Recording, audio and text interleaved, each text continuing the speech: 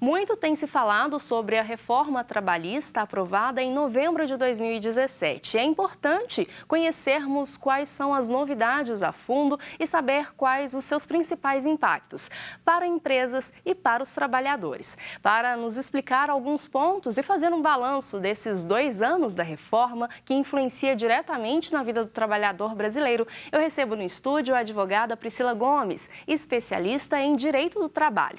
Priscila, eu imagino, seja muito bem-vinda. Obrigada. Eu imagino que, assim, é assunto para dar e vender essa reforma, né? Mas eu queria que você pontuasse, assim, em linhas gerais, os principais pontos, né? As principais mudanças dessa reforma. Sim. Na verdade, a reforma ela foi proposta como se fosse para gerar mais empregos. Mas hoje, após 2 anos, né, a reforma entrou em 2017, então a gente pode verificar que ela veio com a proposta de gerar 6 milhões de empregos e o que ocorreu foi totalmente ao contrário. A gente teve uma queda, né, então inclusive na formalidade. Eu imagino. Muito se fala, né, quando a gente trata de assuntos de reforma trabalhista, reforma previdenciária, sobre a necessidade da reforma, sobre a necessidade daquela reforma. Essas mudanças, nos moldes que elas foram feitas, realmente eram necessárias? Toda mudança ela é importante, né? Mas nos moldes que a reforma foi feita, ela prejudicou demais o trabalhador. É claro que havia necessidade, sim, de uma reforma, alguns pontos estavam assim meio que exagerados dentro desse contexto da seara trabalhista, mas ela veio com bastante exageros e de forma que veio prejudicar muito o trabalhador. Seria uma reforma mais agressiva? Foi uma reforma muito agressiva. Foram mais de 100 artigos da CLT que foram alterados. Nós temos hoje bastante ações de inconstitucionalidade tramitando no STF. Algumas vão ser julgadas agora no primeiro semestre. Então, foi uma reforma muito agressiva. E que vai mexer ainda, né?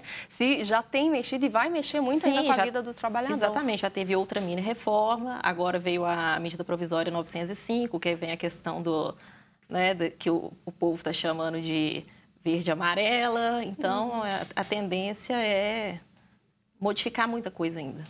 Priscila, um dos pontos dessa reforma é a não mais obrigatoriedade, né, do pagamento sindical. Antes, para quem não lembra, o trabalhador ele precisava destinar um dia, né, o valor de um dia do seu trabalho ao sindicato da classe. Agora, isso não é mais obrigatório. Não. Com essa mudança, os sindicatos, consequentemente, vão perder força? Os sindicatos vão perder força? Não, os sindicatos já perderam força. E os sindicatos perdendo força, consequentemente, o trabalhador fica desguarnecido. Então, os sindicatos, eles estão, eu vou usar uma expressão popular, à torto e à direito, tentando se reinventar, mas é uma coisa que veio mais um ponto para prejudicar o trabalhador. O sindicato perdendo força, o trabalhador ele perde aquele amparo.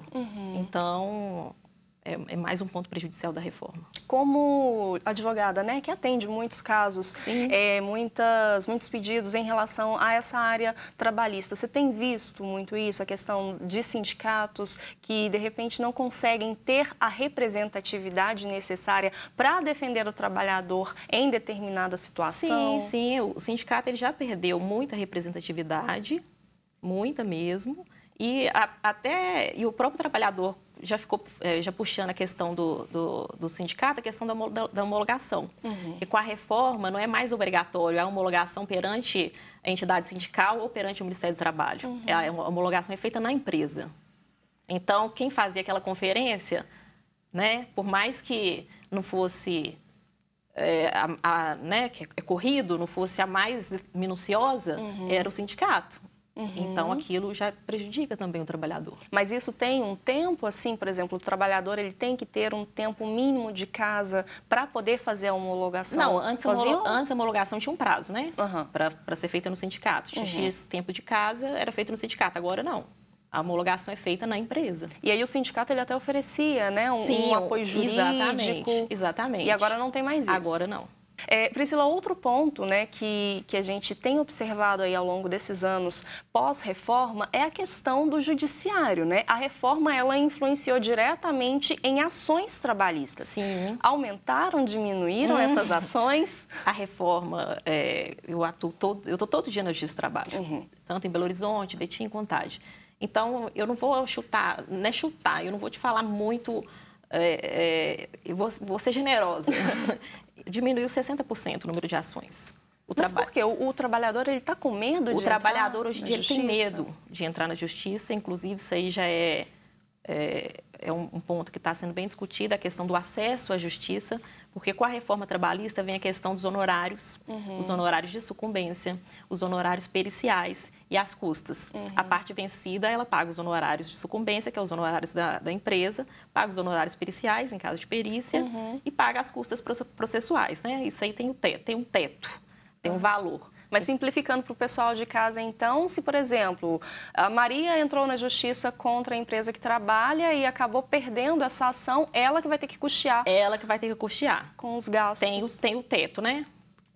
A justiça gratuita, hoje em dia, ela tem um teto, que são 40% do valor da Previdência, dá 2 mil e poucos reais. Então, quem ganha mais que isso... É claro que a pessoa que no momento que ela vai entrar com uma ação, obviamente ela está desempregada, né? Sim. Mas isso gera medo, isso gera insegurança, isso impede o acesso à justiça. Na hora que você explica, por mais que você fale que você tem outros recursos, outras formas, tem o risco, né? Então, você explica para o seu cliente e quando chega na audiência inaugural, o próprio juiz ele já fala. Ele já dá uma pressionada. Ele fala, olha, você está sentindo risco?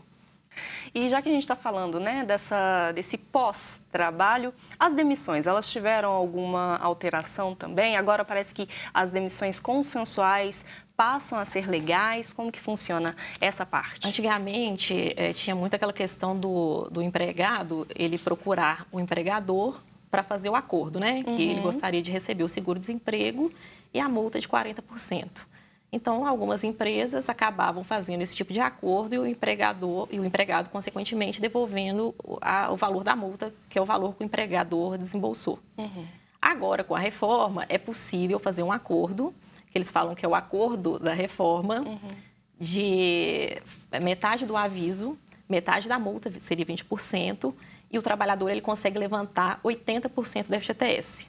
Mas aquilo que o trabalhador almejava, que era o seguro-desemprego, ele não consegue. Então, ele fica impossibilitado. Ele não tem direito ao seguro.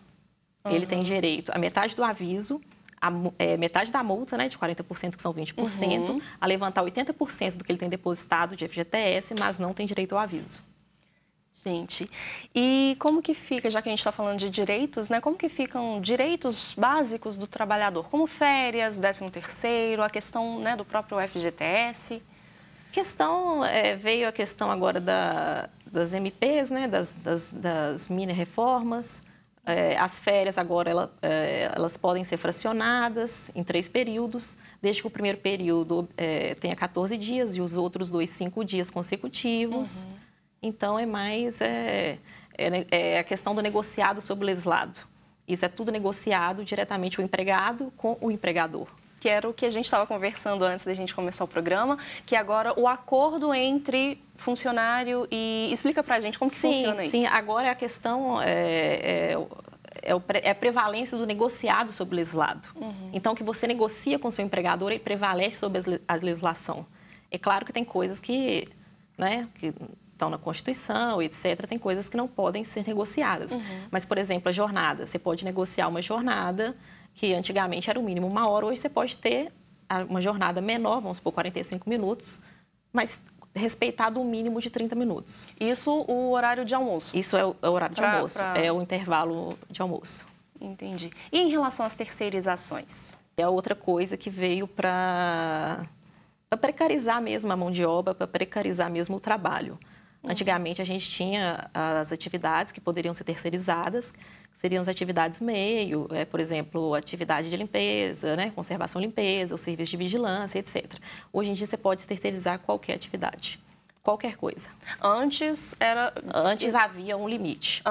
você poderia terceirizar a atividade meio da empresa, que não é atividade fim, não é atividade essencial. Hoje não, você pode terceirizar sim a atividade, qualquer atividade. Atividade meio, atividade fim.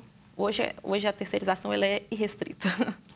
Você acha que, né, depois dessa reforma, o trabalhador ele acabou perdendo direitos conquistados aí ao longo de décadas de luta? Claro, é um retrocesso social. A reforma trabalhista, ela é um retrocesso social. E ela continua sendo, né, porque a gente está com as mini-reformas. E há alguma forma, Priscila, do trabalhador, não sei, de repente se proteger em relação a algumas questões do trabalho? A forma do trabalhador se proteger é não deixar de lutar pelo direito dele, né? O trabalhador também ele tem que fazer por onde, né? Ele não tem simplesmente porque agora eu posso negociar com o empregador e ele vai me colocar, pode me mandar embora a qualquer momento porque está fácil, ele pode pôr outro no meu lugar. Não é falar, olha, eu sou descartável. Não, eu sou trabalhador, eu tenho direitos e eu vou lutar pelos meus direitos. Eu conversei com Priscila Gomes, advogada especialista em Direito do Trabalho. Priscila, muito obrigada por esclarecer essa reforma que foi tão falada aí durante esses anos. Seja muito bem-vinda. Muito obrigada. Obrigada. E o Horizonte Notícia Entrevista fica por aqui. Para rever esta e outras edições, acesse o nosso site tvhorizonte.com.br. Eu te espero no nosso próximo encontro, sempre de segunda a sexta-feira, às 8h45 da manhã, aqui na TV Horizonte. Até lá!